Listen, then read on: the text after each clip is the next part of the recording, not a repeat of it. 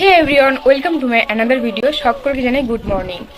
আর আজকে আমার একটু ভয়েসের সমস্যা হবে, আপনারা একটু মানিয়ে নেবেন। কয়েকদিন আগে ঠান্ডা লাগার প্রবলেমের জন্য না আমার একটু দুধারে এই যে গ্ল্যান্ড থাকে বা টনসিল হয় না, সেটা একটু ব্যথা হয়েছিল।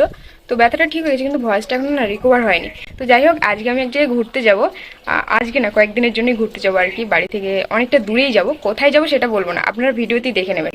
তো এটা আমার জীবনের প্রথম ঘুরতে যাওয়া। এর আগে কোনোদিন এত দূরে ঘুরতে যাইনি, আর তেমন একটা কোথাও ঘুরতেও যাইনি আমি, যাওয়া হয়ে ওঠেনি আর কি। তো একটা কথা বলবো, কয়েকদিন আগে আমার আনন্দ হচ্ছিলো যে ঘুরতে যাবো, কিন্তু আজকে না আমার আনন্দ হচ্ছে না, টেনশন হচ্ছে আর অনেকটা কষ্ট হচ্ছে। বোনকে ছাড়া কোনোদিন থাকিনি, তো আমি চলে যাওয়ার পর বোন আর বাবা একাই থাকবে। বোনকে অনেকটা কাজ করতে হবে, তারপরে প্রেশার পড়ে যাবে ওর উপরে। টিউশন আছে, স্কুল আছে, আবার ঘরের কাজ বাজ, রান্নাবান্না, সবটা মিলিয়ে একটু চাপ হয়ে যাবে, প্রেশার মানে ওর উপর একটু প্রেশার ক্রিয়েট হয়ে যাবে। তো তার জন্য আর কি কষ্ট হচ্ছে। আর বোনকে ছাড়া কোনোদিন এত দূরে থাকিনি, তো ভেতরে একটু কষ্টই হচ্ছে আর চিন্তা হচ্ছে খুব। আর এখান থেকে না আমি একটা জিনিস বুঝতে পেরেছি, মানে রিয়েলাইজ করেছি, মা বাবা না থাকে না অনেক জায়গায়, বেশি দিন থাকে না। কেন থাকে না এখন আমি বুঝতে পারলাম। বিশেষ করে মা, মানে কোথাও গেলে না এক দুই দিনের থেকে বেশি থাকতে পারে, এই জন্যই। কারণ ছেলেমেয়েরা কি করবে, কি করছে, কি করে খাচ্ছে না খাচ্ছে, তাতে খাওয়ার প্রবলেম হয়, থাকার মানে সরি থাকা নয়, মানে কাজ বাজের প্রবলেম হয়। মানারা থাকে না, সত্যি বাবা মারা অনেক স্যাক্রিফাইস করে ছেলেমেয়েদের জন্য। আজকে আমি এটা বুঝতে পেরেছি। আর সংসারটা না সত্যি মায়ার।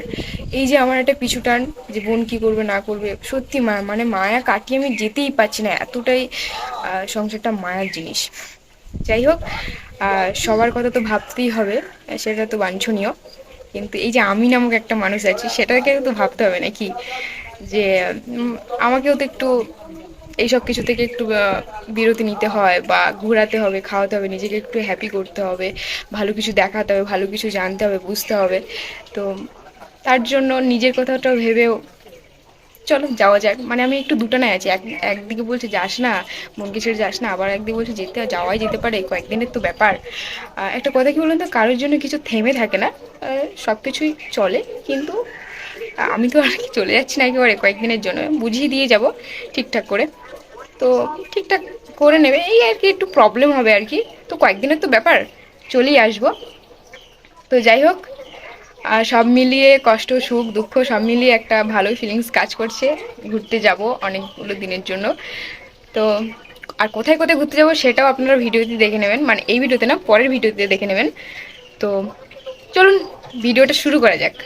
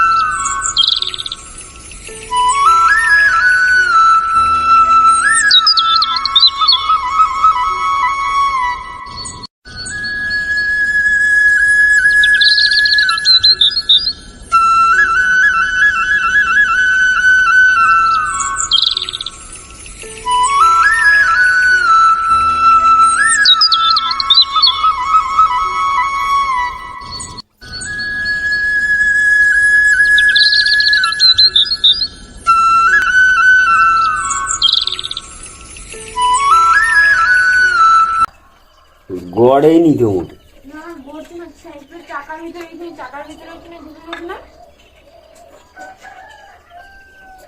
এই পাশের এই হচ্ছে না নাটটা পুরো এই ঝুলটুলি সব খুলে দিয়ে। ও উঁচু করে উল্টো পাকেও খুলছে। না খুলছে না, এরকম পাশে বলতো প্রথমে তারটা এরকম ভাবে ঘুরিয়েছে, ঘুরিয়ে আবার এরকম ভাবে ঘুরিয়েছে, ঘুরিয়ে আবার চাকার চেনের ভিতরে ঢুকে গেছে। আগে ওই মুখটা বের করতে হবে, প্রথমে সেই মুখটা বের করতে হবে, তারপর টেনে বের করতে হবে।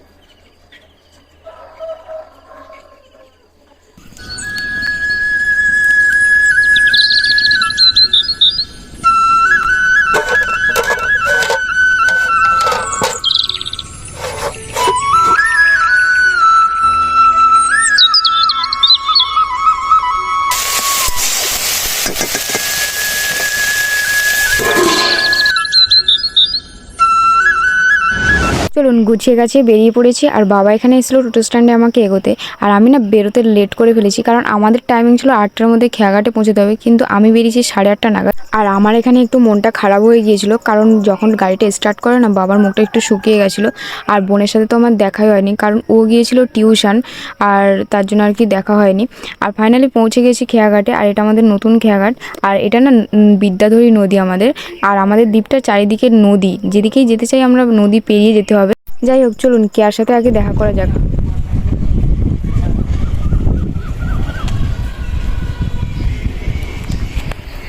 সব ছেড়ে দিয়ে দিলেন। আরে আমরা হচ্ছে পকেটের লাইন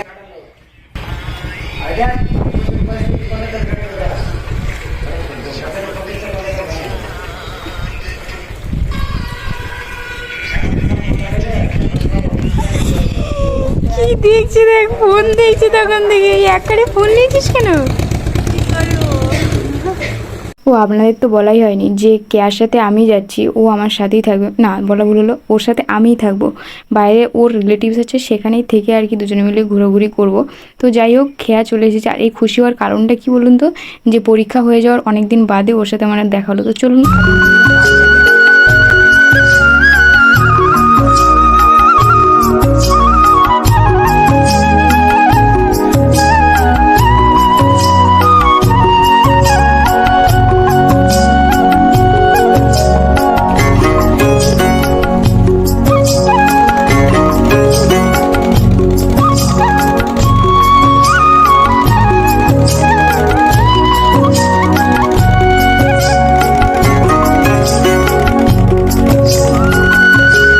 যাই হোক, অবশেষে খেয়া এ ঘাটে চলেই এলো, আর হাঁপ ছেড়ে আমি বাঁচলাম। জানেন, ছোটোবেলায় খুব নদীকে ভয় পেতাম। যখনই বোট চলতো তখন গঙ্গামার নাম ধরে গান করতাম। এখন অবশ্য ভয় লাগে না, কিন্তু ঢেউ এলে তখন ভয় লাগে। আর জানেন, আমাদের এই নদীটা অনেক বড়, পারাপার হতে প্রায় 10 থেকে 15 মিনিট সময় লাগে।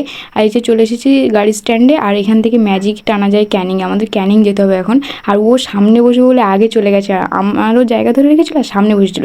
এই সামনে বসে নিয়ে গাড়িওয়ালার সাথে একটু কথা কাটাকাটি হয়েছিল। গাড়িওয়ালা বলছিল যে ওরা নাকি কে চেনা পরিচিত লোক আছে, উনি নাকি ক্যানিং ভিডিওতে কাজ করে। উনি যখনই যান তখনই নাকি এই গাড়িতেই যান, আর হচ্ছে না সামনে বসে যান, যেহেতু তখন অফিস টাইম ছিল।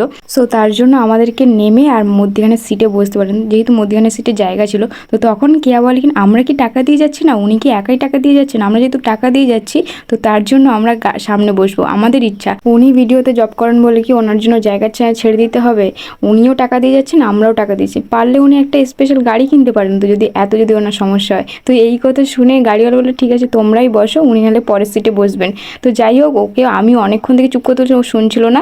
তো যখন ওনার সাথে দেখা ছিল, উনিও পরের সিটে বসেছিলেন। তো ফাইনালি আমরা চলে এসেছি। আর এটা হচ্ছে ক্যানিং ব্রিজ, আর এটা না মাতাল নদীর ওপর ব্রিজটা, আর এটা সোনাখালী আর ক্যানিংকে সংযুক্ত করেছে একসাথে। বাবারা বলতেন ওনাদের সময় নাকি ব্রিজ ছিল না, যখন ভাটা পড়তো আর চড়া পড়ে যেত তখনই নাকি মানুষ পারাপার হতো। আর এখনও চড়া পড়ে গেছে অনেক। চলে এসেছি ক্যানিং স্টেশনে, আর এখান থেকে আমরা দুজনে যাব শিয়ালদা হতে। আর এই রেলওয়ে স্টেশনটা বলতে পারেন ফার্স্ট স্টেশন বা লাস্ট স্টেশন, কারণ কলকাতার দিক থেকে ধরতে গেলে এটা লাস্ট, আর আমাদের দিক থেকে ধরতে গেলে এটা ফার্স্ট। ভারতের প্রথম ভাইসরয়ের নাম মনে আছে? লর্ড ক্যানিং ছিলেন। হ্যাঁ, উনি এখানেই বাস করতেন। ওনার একটা বাংলো আছে, পরে কোনো দিন সময় হলে আপনাদের দেখাবো। তো যাই হোক, ফাইনালি ট্রেনটা চলে এলো, আর আমরা এগোতে থাকলাম নিজেদের গন্তব্যের দিকে, আর ট্রেনও নিজের গতিপথে চলতে থাকলো।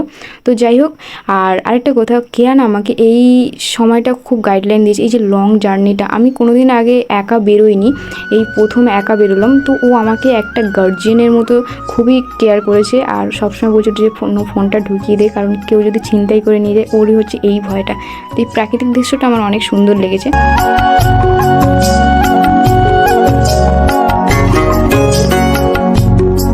চিনতে পারছেন স্টেশনটা? চিনতে পারলে আমাকে কমেন্ট করে জানান। হ্যাঁ, এটাই সেই ভারতীয় ব্যস্ততম রেলওয়ে স্টেশনের মধ্যে অন্যতম স্টেশন, শিয়ালদহ স্টেশন। আর এখান থেকেই কিনা প্রায় প্রতিদিন 12 থেকে 13 লক্ষ প্যাসেঞ্জার এক জায়গা থেকে অন্য জায়গায় যায়। আর এখানে আমি ছোটোবেলায় একবারই এসেছিলাম বাবার সাথে, আর এই সেকেন্ড টাইম আমি বান্ধবীর সাথে এলাম। তো আর এখানে না আমি ঘুরে ঘুরে শুধু দেখছিলাম সেই ইংরেজদের আমলের বড় ঘড়িটা। আমি অনেক প্রতিবেদনে দেখেছিলাম, কিন্তু দেখতে পাইনি। আমরা যেহেতু সাউথ থেকে নর্থের দিকে যাবো, তার জন্য আমরা নর্থের দিকে চলে আসি। আর এখান থেকে না কেয়ার দাদা আমাদের পিক আপ করার কথা ছিল, কিন্তু উনি ততক্ষণেও এসে পৌঁছায়নি। তার জন্য আমরা টাইম পাস করছিলাম, সব কিছু ঘুরে ঘুরে দেখছিলাম। আর এখানে যে শপিং মলের একটা লিফট ছিল, ওইটা আমরা শুধু উঠছিলাম আর নামছিলাম, বেশ বেশ ভালোই লাগছিল, অনেকবার করেছিলাম আমরা। তারপর ওখান থেকে আমরা চলে এসে সামনের দিকে এসে দেখি কেএফসির একটা আউটলেট। এতদিন কেএফসির নাম শুনেছি কিন্তু কোনোদিন দেখিনি।